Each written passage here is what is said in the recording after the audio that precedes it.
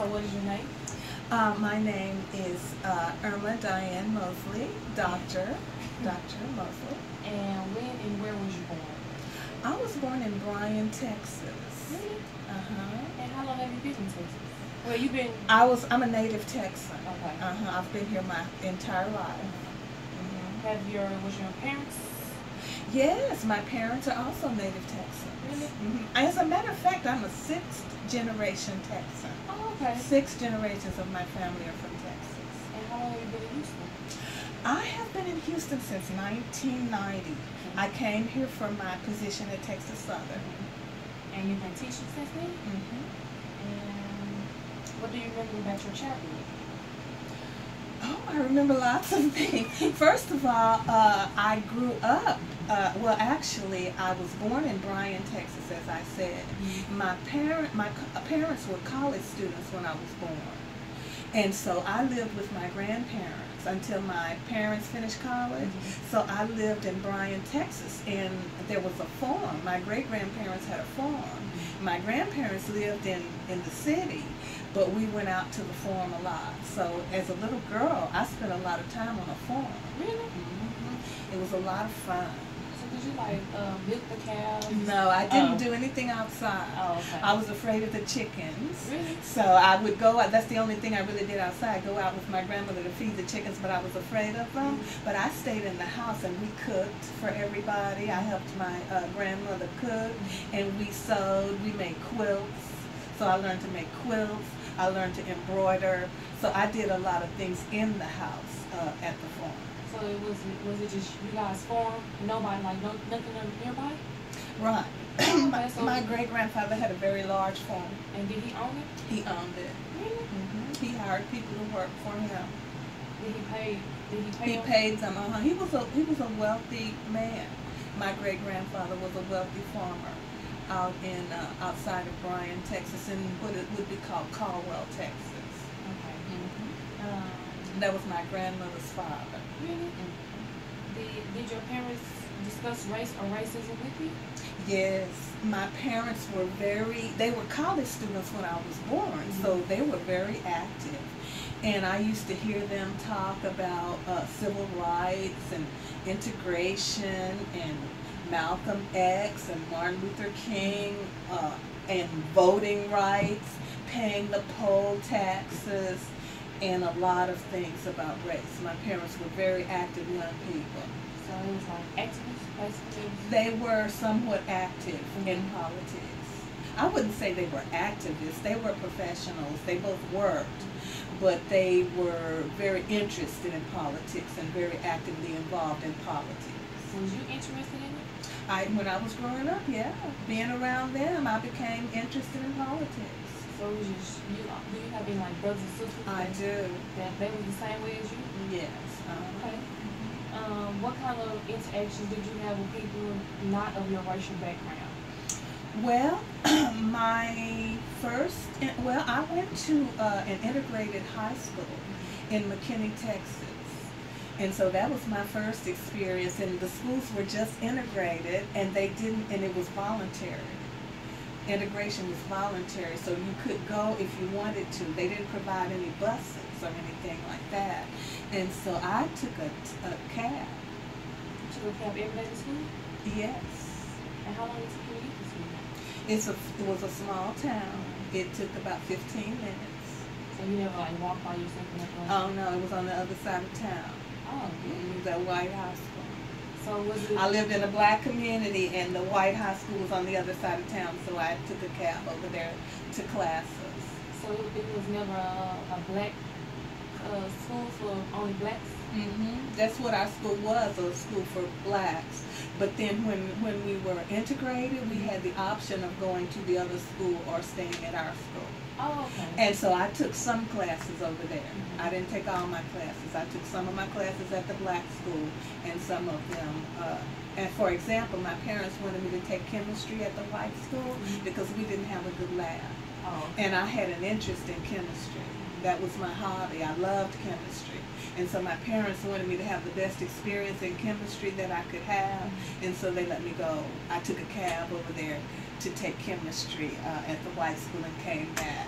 to my school for the rest of my life. Was it during high school or middle school? Or High school. It was all of high school you did this? No, it was my senior year. Oh, okay. Only. Actually, that was my junior year. Did you enjoy doing it? I did. It was an interesting experience for me. It was very different, and I wouldn't say that at the time I enjoyed it. It was just something that I did because my parents thought it was something I should do. But in hindsight, it was a good experience. People were very nice to me. Nobody discriminated against me. So when you heard about like public schools, was it something different than just being in that one school, catching one cab to another school? Going from one public school to the other public school, going from the all-black school to the previously all-white school. And that was just when integration had just started. So you could voluntarily go. People could voluntarily send their kids to the white school if they wanted to. Most people didn't. There were only 3 or 4 of us from our black school who went over there to the white school. And then that was in McKinney, Texas, a suburb of Dallas. Then my parents moved to Dallas my senior year, and the Dallas schools were segregated. You couldn't go. Black kids could not go to the white school in Dallas. Now McKinney was a suburb 30 miles north of Dallas, where they integrated before Dallas did. So in Dallas, when we moved to Dallas, when my family moved to Dallas, out in this newly integrated community, you know, when communities are transitioning, when they're all white and then blacks start to move in, well, my family was like the 3rd family to move into this community. And so what they did in Dallas was they built us a brand new high school because they did not want to integrate that school that was in our neighborhood. So it was an all-white school in this community that blacks were beginning to move into, but in Dallas the schools were still segregated, so we could not go. And I'm going to tell you the name of it. If you know anything about Dallas, you may be shocked. The name of the school is South Oak Cliff High School. It was all white. Really? Yes, when I was in high school, South Oak Cliff was all white. And so my daddy, and they didn't give us any buses, my daddy had to drive me past South Oak Cliff over to this brand new black school that the Dallas Independent School District built for blacks who were moving into this neighborhood so they wouldn't have to integrate South Oak Cliff. So the more blacks who moved in and whites started moving out, then they let blacks go to South Oak Cliff. So my younger sister and brother went to South Oak Cliff, went to that school. By then they started letting blacks go by the time they came through. But me being the oldest sibling, it was all white. And they would not let us go. We had a brand new school. It was better than South Oak Cliff. Right. A brand new school, much better. I know. History, I told you. Yeah. I can tell you some history. What notable moments in American history sticks out most in your memory? Probably the assassination of Dr. Martin Luther King, Malcolm X, and President Robert F. Kennedy.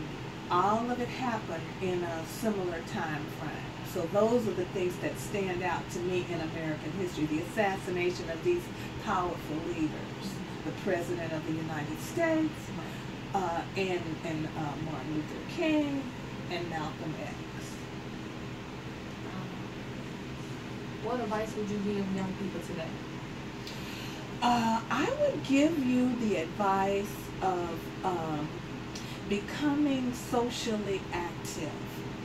And that is joining with other like-minded people, like-minded people. They don't have to look like you, they can. But like-minded people joining together to bring about positive social change.